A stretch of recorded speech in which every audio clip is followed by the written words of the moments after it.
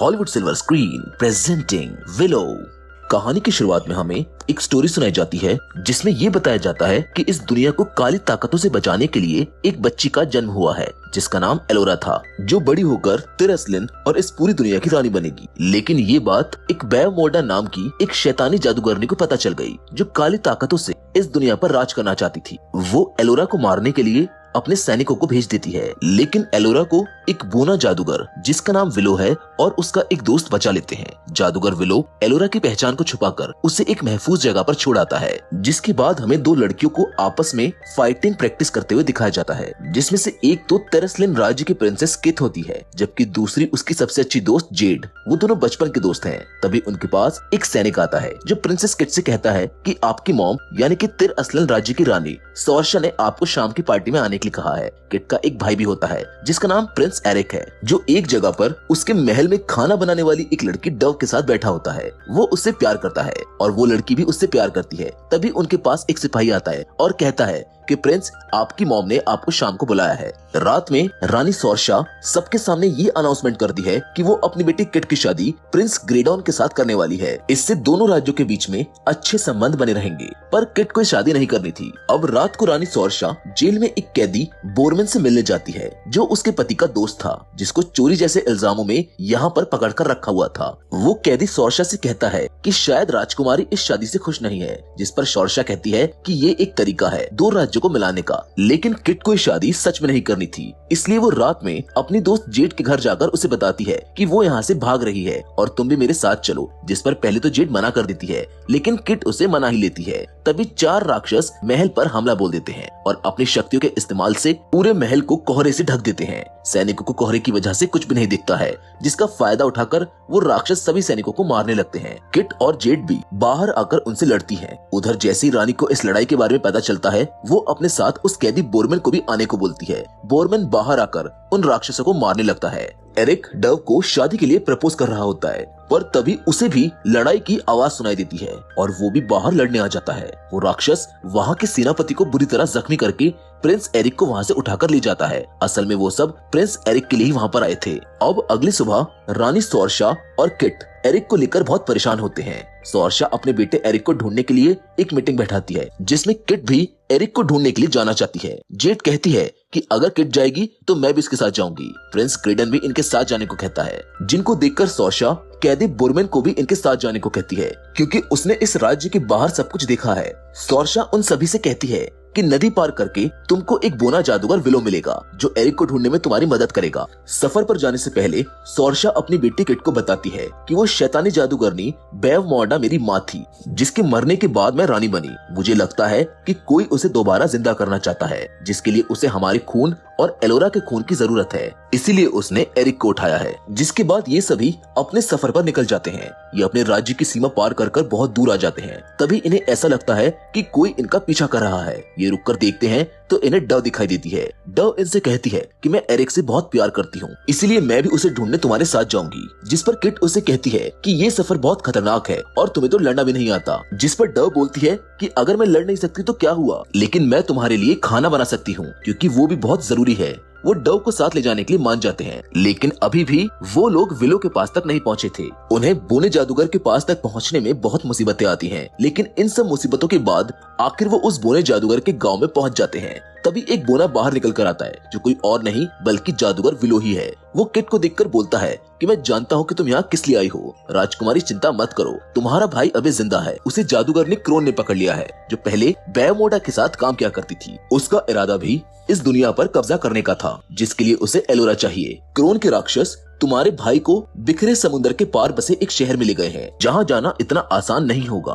तभी विलो की डव पर नजर पड़ती है। वो उसे देखकर थोड़ा सा चौंक जाता है। वो उसका हाथ पकड़कर एक मंत्र बोलता है, जिससे डव के हाथ पर एक निशान दिखाई देता है, जिसे देखकर विलो उसे बताता है कि तुम ही एलोरा हो, 9 राज्यों की होने वाली रानी और अब तक की सबसे बड़ी जादूगरनी। ये बात सुनकर सब चौंक जाते हैं, जिस पर डव यानी एलोरा बोलती है कि ये आप क्या बोल रहे हैं, मैं कोई जादूगरनी नहीं हूँ, मैं तो एक मामूली सी खाना बनाने वाली लड़की हूँ। पर विलो बोलता है कि नहीं, तुम ही एलोरा हो जो हमें काली ताकतों से बचाएंगी। तभी पास्ट में हमें एक सीन दिखाया जाता है जिसमें विलो रानी सोर्शा के पास जाकर कहता है कि अब हमें एलोरा को जादू सिखाना चाहिए ताकि वो आने वाले समय में क्रोन और बेमोर्डा से लड़ सके, क्योंकि वो दिन दूर नहीं है जब वो जादूगरनी यहाँ वापस आएगी। पर रानी मना कर देती है कि अभी वो बहुत छोटी है और तुम भी इतने बड़े जादूगर नहीं हो जो एलोरा को जादू सिखाओ। इस बात से विलो को बहुत बुरा लगता है और वो वहाँ से चला जाता है। असल में जब विलो ने एलोरा को बचपन में बचाया था तो उसने एलोरा को रानी सोर्शा को सौंप दिया था ताकि उसकी जान को कोई खतरा ना हो।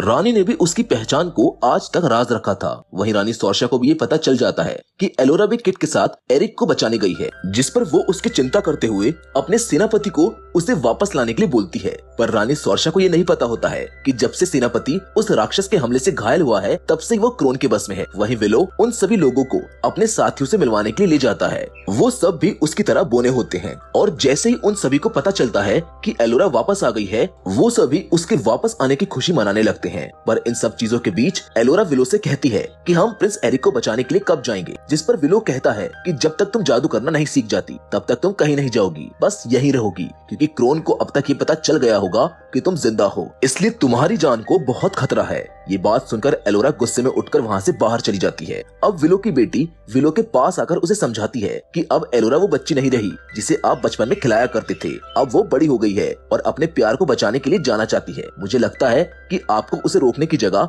उसके साथ जाना चाहिए, जिसके साथ वो विलो को एलोरा की वो छड़ी भी देती है जो उसे बचपन में एलोरा के साथ ही मिली थी। तभी विलो को पता चलता है कि एलोरा गुस्से में कहीं चली गई है। वो सभी उसे ढूंढने के लिए कहते हैं कि उसे किसी भी हालत में ढूंढो, वो तुम्हारी होने वाली रानी है। विलो को एलोरा एक नदी के किनारे खड़ी मिलती है। एलोरा विलो से कहती है कि आप भी मेरे साथ इस सफर पर चलिए और मुझे जादू की शिक्षा दीजिए। विलो उसकी बात मान लेता है और अगले ही दिन विलो और बाकी सभी राजकुमार एरिक को ढूंढने के लिए निकल जाते हैं। जहाँ रास्ते में बोरमन जेड से कहता है कि एलोरा के पिता ने एक जादुई कवच लक्स आर्काना को बनाया था जो इतना शक्तिशाली है कि अगर कोई उसे पहन ले तो उसे कोई नहीं मार पाएगा। मैंने उस कवच को काफी ढूंढा पर वो मुझे नहीं मिला, जिसके बाद हम देखते हैं कि वो सभी लोग रात में एक जगह पर रुक जाते हैं। विलो एलोरा को एक मंत्र पढ़कर जादू से एक पेड़ उगाने को कहता है कि अगर तुमने ये कर दिया तो समझो तुमने जादू सीख लिया। वो काफी कोशिश करती है पर उससे वो मंत्र नहीं पढ़ा जाता। वो पूरी रात उस पेड़ को उगाने की कोशिश करती है लेकिन कुछ भी नहीं होता। विलो भी उसे मोटिवेट करता है कि कोशिश करती रहो, तुम कर लोगी। पर अब एलोरा को गुस्सा आने लगता है। वो अकेले एक जगह पर जाकर प्रैक्टिस करने लगती है। पर तभी रानी सोर्शा का भेजा हुआ सेनापति वहाँ आकर एलोरा को पकड़कर ले जाता है। एलोरा के वहाँ से जाती ही वो पेड़ भी उग जाता है, यानी एलोरा जादू सीख गई थी। तभी किट की दोस्त जेड सेनापति को एलोरा को ले जाते हुए देख लेती है और बाकी सभी को वहाँ बुला लेती है।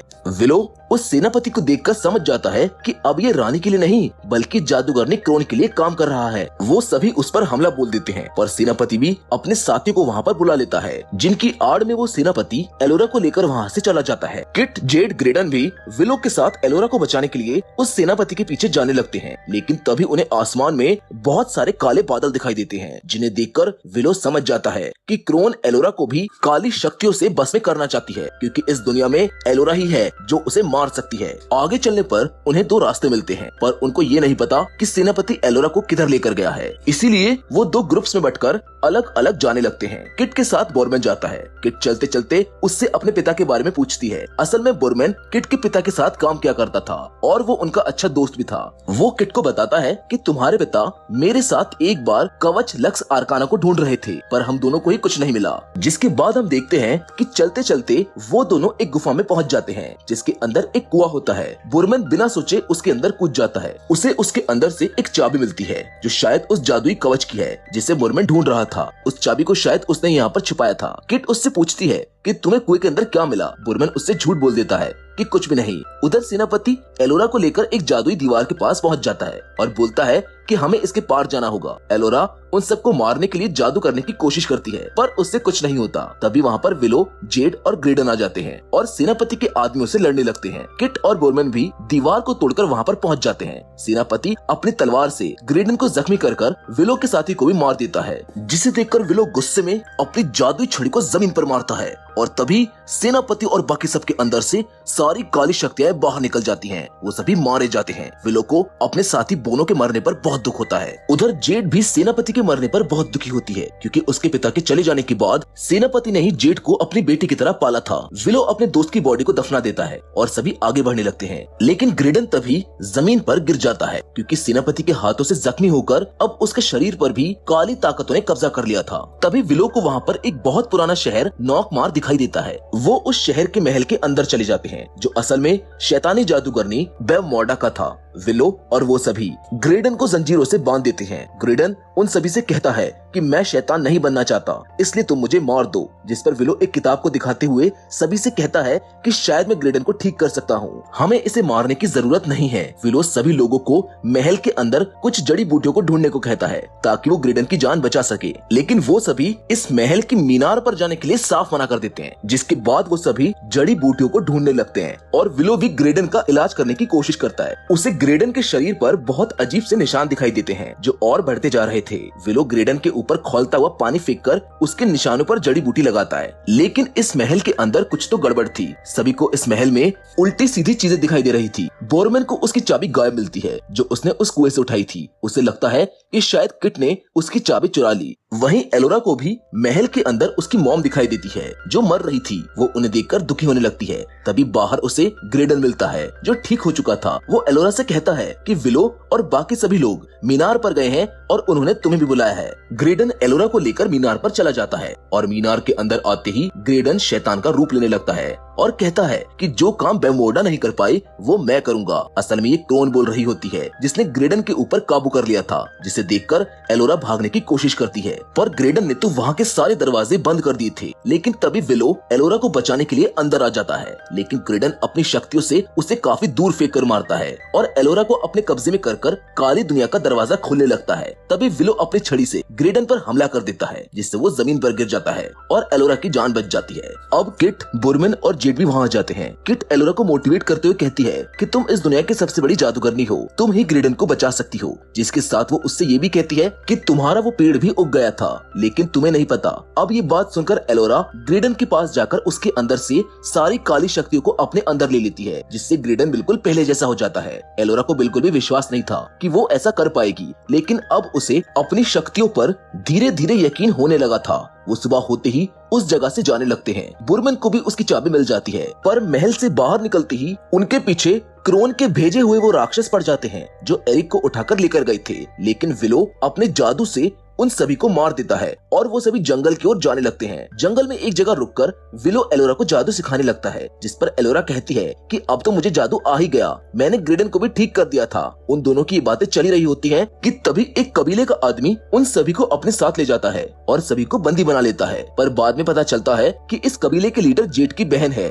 उसी रात एलोरा और बाकी सब पर क्रोन के राक्षस फिर से हमला करते हैं। वो किट और विलो को पकड़कर ले जाते हैं। बोरमैन बताता है कि वो राक्षस ट्रोल्स हैं। जिसके बाद तभी हमें प्रिंस एरिक को दिखाया जाता है जो एक अननोन जगह पर है। एरिक उस जगह से बहुत भागने की कोशिश करता है, पर वो भाग नहीं पाता। उधर हम किट और विलो को देखते हैं जिन्हें ट्रोल्स एक गुफा में लाकर कैद कर देते हैं। ट्रोल्स किट को टॉर्चर करके उससे एलोरा के बारे में पूछते हैं, लेकिन वहीं बाहर की ओर एलोरा, जेड, बोरमैन और ग्रेडन किट और विलो को बचाने के लिए इस गुफा में आ जाते हैं। पर उनके अंदर आते ही ट्रोल्स को पता चल जाता है और वो उन्हें पकड़ने के लिए चले जाते हैं, जिसका फायदा उठाकर किट खुद को और विलो को आजाद कर देती है। उधर एलोरा की टीम उन ट्रोल्स से बचने के लिए एक मास्क लगा लेती है, जिससे ट्रोल्स भी उन्हें नहीं पकड़ पाते। तभी सब लोग आपस में फिर से मिलकर बहुत खुश होते हैं। उन सभी को वहाँ पर एक सीक्रेट दरवाजा दिखाई देता है। बोरमैन और बाकी सभी उस दरवाजे को खोलने की कोशिश करते हैं। उन्हें लगता है कि शायद इसके अंदर खजाना हो सकता है, और जैसे ही वो उस दरवाजे को खोलते हैं उसके अंदर सच में खजाना ही होता है। बोरमैन को वहाँ पर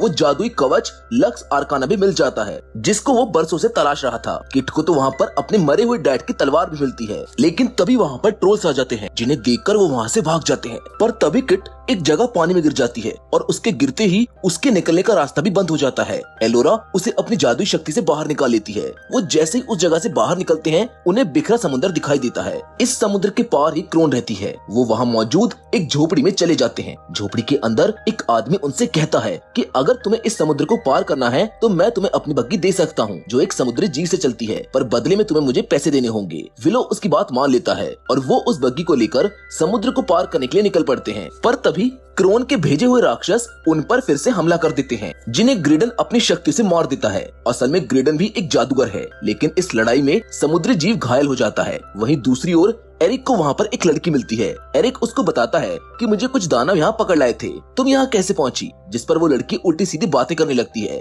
और एरिक को महल के अंदर ले जाती है, जहाँ पर एक येलो रोशनी का दरवाजा होता है। वो उसे उस रास्ते के अंदर जाने को कहती है, पर एरिक वहाँ से भाग जाता है। लेकिन वो लड़की एरिक को अपने बस में कर एक पीला पानी पिला देती है, जिससे एरिक उस लड़की के बस में आ जाता है। असल में ये लड़की कोई और नहीं बल्कि क्रोन होती है। उधर चलते चलते विलो एलोरा को काफी शक्तिशाली जादू करना सिखा देता है। उधर बुरमन भी उस चाबी को कवच में लगाता है जो उसे कुएं से मिली थी, पर वो बुरमन के ऊपर काम नहीं करती। और इसी बीच विलो को अपनी बेटी के सपने आने लगते हैं कि वो किसी खतरे में है। विलो वहाँ से जाने के लिए कहता है, पर एलोरा उसे रोक लेती है कि हम आपके बिना कुछ नहीं कर पाएंगे। उधर समुद्री जीव के घायल होने की वजह से अब उन सभी को अपना सफर पैदल ही पार करना पड़ता है। आगे थोड़ी दूर चलकर उन्हें समुद्र में एक बहुत बड़ी खाई दिखाई देती है, जिसके आगे ही उस शहर का रास्ता था। किट और एलोरा उसमें घुस जाती हैं और खाई से बाहर निकलकर उन्हें वो शहर दिखाई देता है जिसमें क्रोन और एरिक हैं। वो उसके अंदर चली जाती हैं। तभी उन्हें अपने सामने एरिक खड़ा मिलता है, जो अब क्रोन के बस में था। वो एलोरा को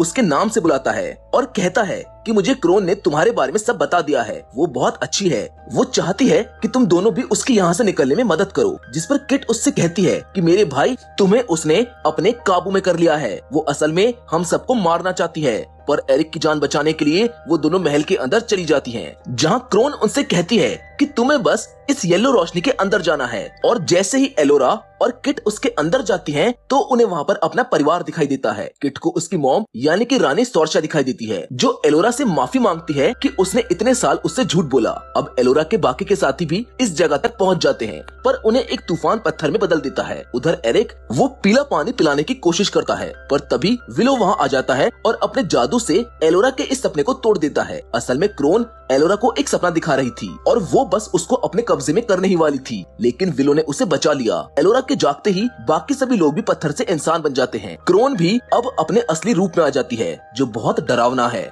ग्रेडन क्रोन पर अपनी सारी शक्तियों को एक एक करके इस्तेमाल करता है, पर इससे उस पर कोई असर नहीं होता। तभी क्रोन अपने जादू से ग्रेडन को पीली रोशनी में फेंक देती है, जिससे ग्रेडन की मौत हो जाती है। उधर बुरमन वो जादुई कवच किट को देता है कि इसे तुम इस्तेमाल करो, शायद मैं इसके काबिल नहीं हूँ। जिसके बाद एलोरा क्रोन से लड़ने लगती है, पर क्रोन बहुत ताकतवर है। वो एलोरा के ऊपर भारी पड़ने लगती है, जिस पर विलो एलोरा को कहता है कि तुम्हें इससे डरना नहीं है, वो तुम्हारे डर का फायदा उठा रही है, तुम इसे मार सकती हो। विलो की ये बात सुनकर एलोरा बिना डरे क्रोन का सामना करती है और अपनी पूरी शक्तियों से उसके सीने पर वार कर देती है, जिससे क्रोन के सीने में छेद हो जाता है और वो भी मरने लगती है। पर मरते मरते वो एरिक को अपने पास बुलाकर कहती है कि अब तुम्हें ही बेवमोर्डा की इस लड़ाई को लड़ना होगा। वो एरिक को अपनी सारी शक्तियां देकर मर जाती है और उसके मरते ही एरिक भी शैतान बन जाता है। तभी किट भी उस कवच को पहन लेती है और उसके उस कवच को पहनते ही वो कवच पूरा सूट बन जाता है, जिससे किट के अंदर भी अब बहुत सी शक्तियां आ गई हैं, जिनका इस्तेमाल वो एरिक से लड़ने में करती है। किट एरिक से बोलती है कि तुम्हें इन काली शक्तियों से लड़ना होगा, मैं तुम्हें मारना नहीं चाहती। जिस पर विलो उसे अपनी छड़ी का क्रिस्टल निकाल कर देता है और कहता है कि इसकी मदद से तुम इसे अंधेरे की दुनिया से बाहर ला सकती हो। और जैसे ही किट उस क्रिस्टल को उसके सीने पर रखती है, एरिक को उसके बचपन की यादें याद आने लगती हैं और तभी वो बिल्कुल ठीक हो जाता है, जिसे देखकर सब बहुत खुश होते हैं और इस जगह से वापस अपने घर जाने लगते हैं। पर उन्हें ग्रेडन के मरने का बहुत दुख था। तभी हमें ग्रेडन को दिखाया जाता है, जो एक जगह पर है जहाँ बहुत सारे लोग मरे हुए हैं और उसके सामने एलोरा खड़ी होती है, जो उससे कहती है कि मैं इस जंग को अकेले नहीं लड़ सकती, तुम्हें मेरी मदद करनी होगी। जिसके बाद हम दोनों इस पूरी दुनिया पर राज करेंगे। अब हमें ये तो पता है कि ये एलोरा नहीं है, हो सकता है कि ये बेवमोर्डा हो, लेकिन क्या ग्रेडन इसका साथ देगा? जानने के लिए हमें इसके दूसरे सीजन का इंतजार करना होगा। लेकिन फिलहाल तो इसी सस्पेंस के साथ इसका पहला सीजन यहीं पर खत्म होता है। हम